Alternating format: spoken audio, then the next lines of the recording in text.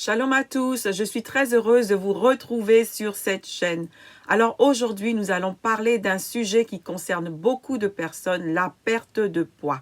Tu te dis peut-être, je n'en peux plus, je veux maigrir, mais par où est-ce que je commence? C'est vrai que peut-être que par le passé, tu as essayé différents régimes et que tu n'as pas eu de bons résultats. Tu as peut-être même essayé des massages amaigrissants, tu t'es inscrit à un centre sportif et toujours pas de résultats.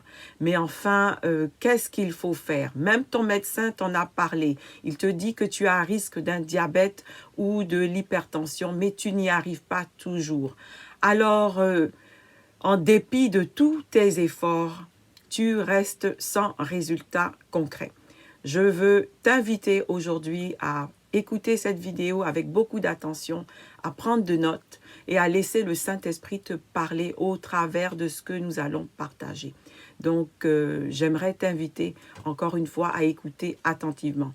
Mon nom est Mireille Bright, je suis servante de Dieu spécialisée en nutrition et santé. Et sur cette chaîne, comme vous le savez, on parle de la santé sous toutes ses formes, mais toujours à la lumière de la parole de Dieu. Alors nous allons lire aujourd'hui dans le livre de la Genèse au chapitre 3 à partir du verset 1. Donc c'est une histoire que nous connaissons tous pour la plupart, mais nous allons aller voir qu'est-ce que le Saint-Esprit nous dit dans sa parole. Genèse chapitre 3 versets 1 à 11. Le serpent était le plus rusé de tous les animaux des champs que l'Éternel avait fait. Il dit à la femme, « Dieu a-t-il réellement dit, vous ne mangerez pas de tous les arbres du jardin ?» La femme répondit au serpent, « Nous mangeons du fruit des arbres du jardin, mais quant au fruit de l'arbre qui est au milieu du jardin, Dieu a dit, vous n'en mangerez point et vous n'y toucherez point, de peur que vous ne mouriez. » Alors le serpent dit à la femme, « Vous ne mourrez point, mais Dieu sait que le jour où vous en mangerez, vos yeux s'ouvriront et que vous serez comme des dieux, connaissant le bien et le mal. » La femme vit que l'arbre était bon à manger et agréable à la vue, et qu'il était précieux pour ouvrir l'intelligence. Elle prit de son fruit et en mangea. Elle en donna aussi à son mari, qui était auprès d'elle, et il en mangea. Les yeux de l'un et de l'autre s'ouvrirent, et ils connurent qu'ils étaient nus. Et ayant cousu des feuilles de figuier, ils s'en firent des ceintures. Alors ils entendirent la voix de l'Éternel Dieu, qui parcourait le jardin vers le soir. Et l'homme et sa femme se cachèrent loin de la face de l'Éternel, au milieu des arbres du jardin. Mais l'Éternel Dieu appela l'homme et lui dit, « Où es-tu » Il répondit, « J'ai entendu ta voix dans le jardin et j'ai eu peur, parce que je suis nu et je me suis caché. » Et l'Éternel Dieu dit, « Qui t'a appris que tu étais nu? Est-ce que tu as mangé de l'arbre dont je t'avais défendu de manger? » Alors on voit dans cette histoire, au travers de ces versets, que le Seigneur nous révèle la première clé, notamment une des premières clés à la perte de poids, efficace et durable. Ève a abordé son échange avec le serpent de manière très naïve. Elle a utilisé son intelligence et ses capacités intellectuelles, donc ce qui concerne son mental, pour raisonner avec le serpent. Elle a aussi utilisé ses sens. Elle a vu que l'arbre était bon à manger et agréable à la vue, donc ce qui fait référence à ses capacités physiques. Mais ce qu'elle a oublié d'utiliser, et qui était le plus important, c'est qu'elle a oublié ses capacités spirituelles. Ces capacités spirituelles qui lui auraient permis de comprendre quel était le vrai enjeu dans ce débat. Au-delà du fruit en lui-même, quel était l'enjeu? Eh bien, en lisant ces versets récemment, je me suis rendu compte qu'il y avait 3 enjeux principaux dans les versets que nous venons de lire. D'abord, le serpent voulait que Ève change d'avis, que dans sa façon de penser, de voir, de concevoir et de comprendre les choses, qu'il y ait un shift. Donc, il a voulu, au travers de cet échange avec elle, qu'elle puisse changer sa façon de voir les choses. Il a voulu qu'elle change d'avis. C'est le premier enjeu. Le deuxième enjeu, c'est qu'il a voulu créer en elle le doute. Il a fait en sorte que Ève en est venue à douter de Dieu. Et en troisième lieu, troisième enjeu, il a fait en sorte que Ève a désobéi à Dieu. Et nous allons comprendre au fil de ce que je vais partager ce que le Seigneur veut nous dire. Donc, au travers du premier enjeu, le serpent a voulu que Ève accepte de changer d'avis. Mais qu'est-ce que ça veut dire? Il a voulu qu'elle change sa façon de penser, sa façon de voir les choses, sa façon de concevoir, de comprendre les choses et d'analyser les choses. Il a créé un shift, il a créé un changement dans sa perception, dans sa façon de comprendre les choses.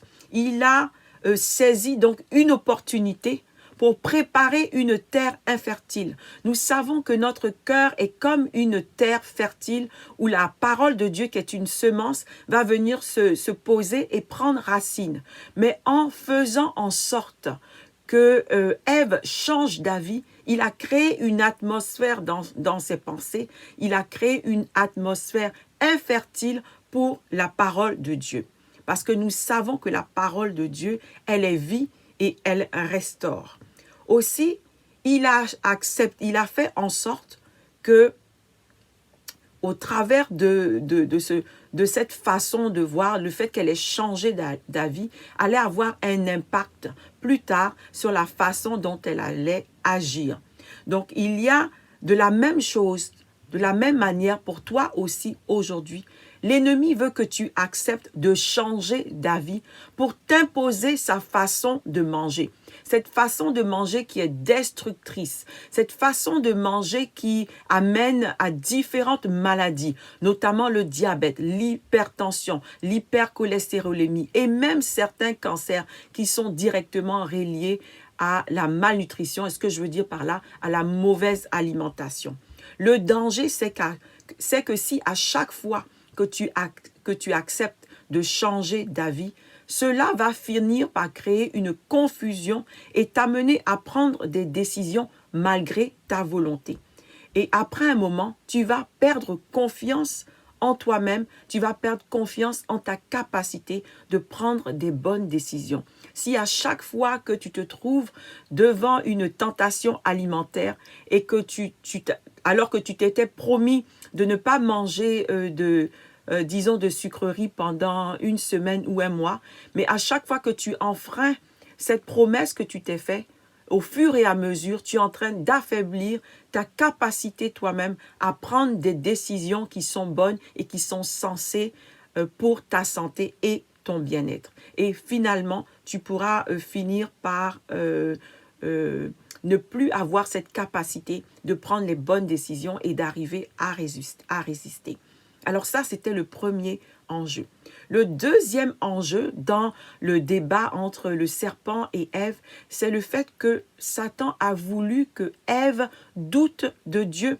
L'ennemi aussi, pareillement, il veut te faire douter de la bonté de Dieu. Car si Dieu avait dit à Ève, ne mange pas de ce fruit, de cet arbre qui est dans le jardin, c'est parce qu'il avait pour elle de bonnes choses et qu'il voulait la préserver du danger. Donc l'ennemi vient pour nous faire douter de la bonté de Dieu lorsque Dieu nous dit de ne pas faire telle ou telle chose.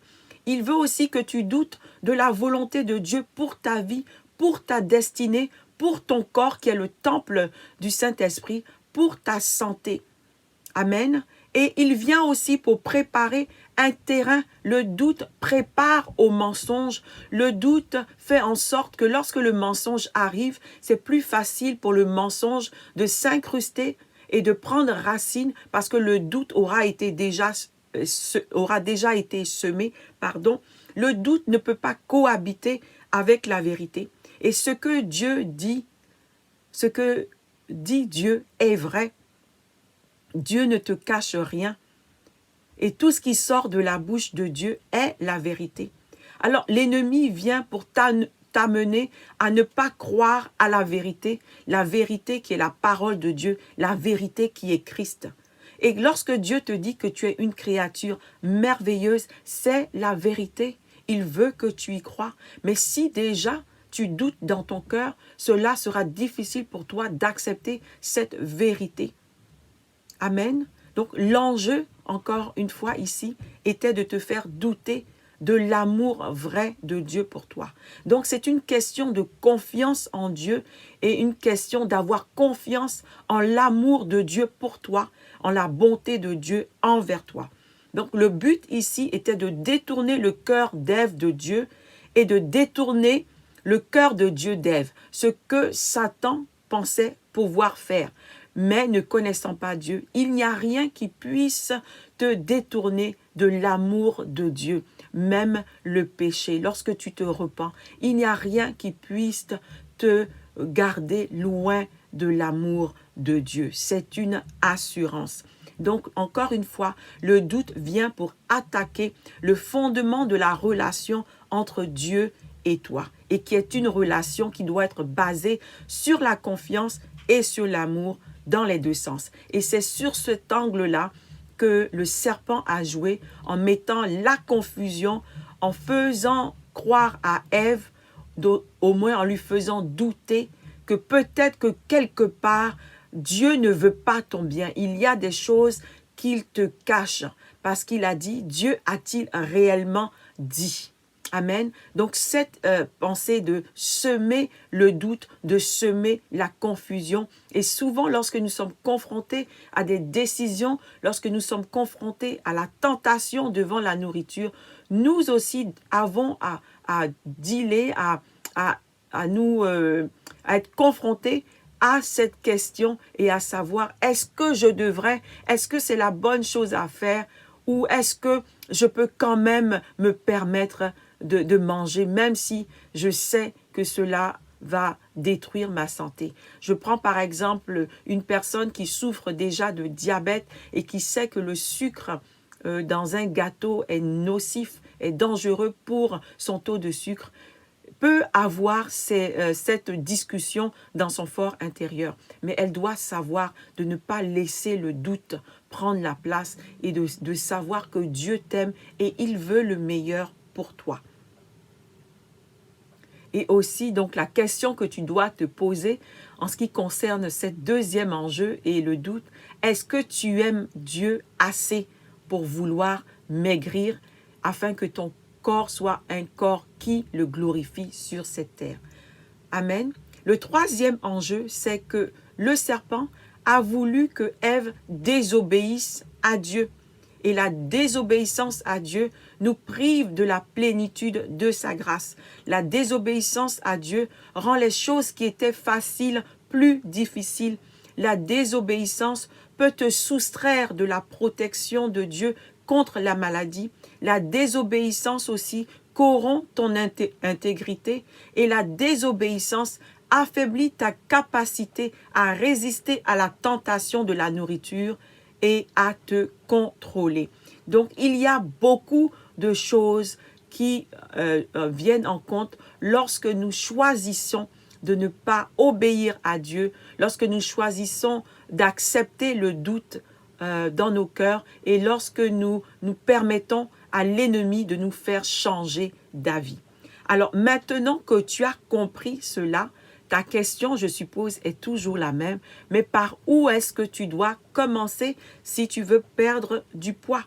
Mais j'aimerais te dire que maintenant que tu sais que manger ou dire non à la nourriture n'est pas simplement un acte physiologique, donc un acte qui a un impact sur ton corps, mais c'est aussi un acte spirituel.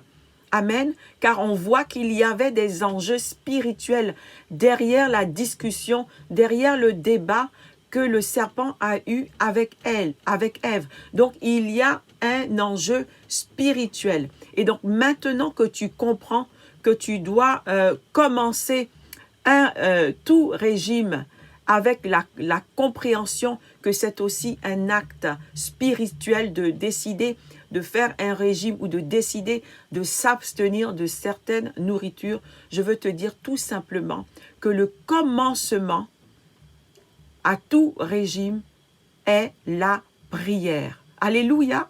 J'imagine que tu ne t'attendais pas à cette réponse.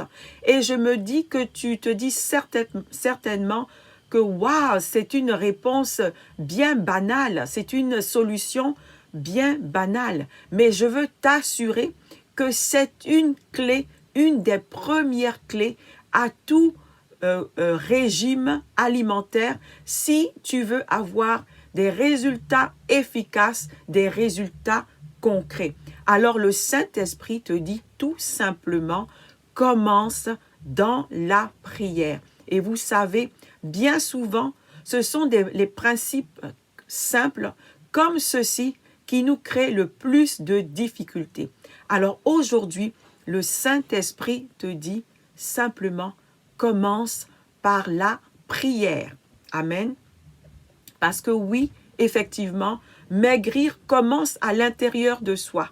Maigrir, c'est accepter de perdre le poids intérieur que je porte. Parfois, depuis des années, il y en a qui portent le poids du passé, le poids des erreurs qu'ils ont commises, le poids d'une séparation, le poids d'un divorce, le poids d'un abandon, le poids du rejet. Et ce poids-là que nous portons dans nos cœurs, dans nos émotions, dans nos sentiments, dans nos esprits, se répercute de manière physique sur notre poids qui se voit lorsque nous nous pesons sur une balance. Alors, je t'encourage à réaliser qu'il y a une corrélation, qu'il y a un lien entre le poids que tu portes, le poids excessif en ce qui concerne le poids en termes de kilos et le poids que tu portes dans ton cœur. Donc, accepter de perdre le poids dans ton cœur, accepter de perdre la charge émotionnelle négative que tu portes en toi, c'est accepter de perdre les kilos quantifiables sur la balance.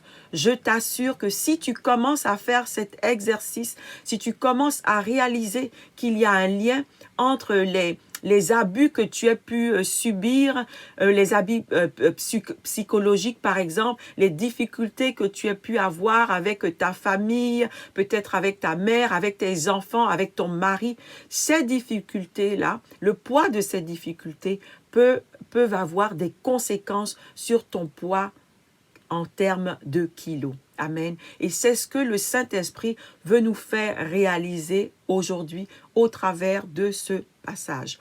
Donc, on maigrit de l'intérieur et c'est cette transformation réelle interne qui va rejaillir sur notre apparence extérieure et qui va nous apporter la guérison dans notre corps, dans notre cœur, dans nos pensées et dans nos émotions.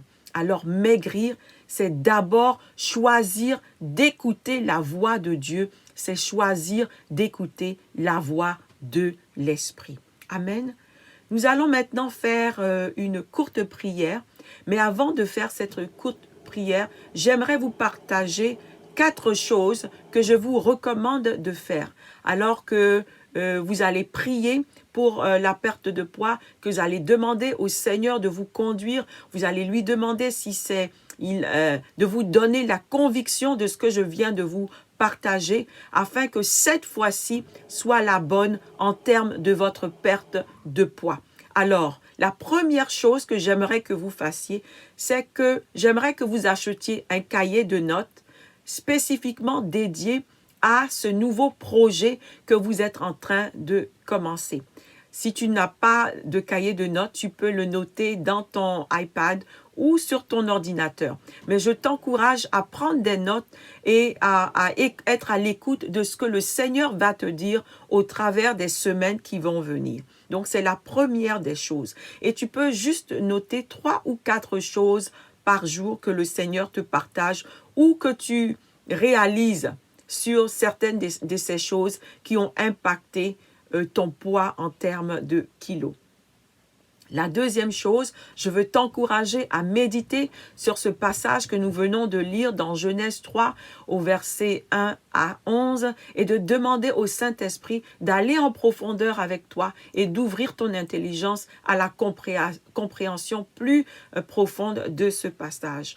La troisième chose, c'est que je veux t'encourager à prendre une photo de toi maintenant afin que tu puisses avoir une photo avant et après ta transformation.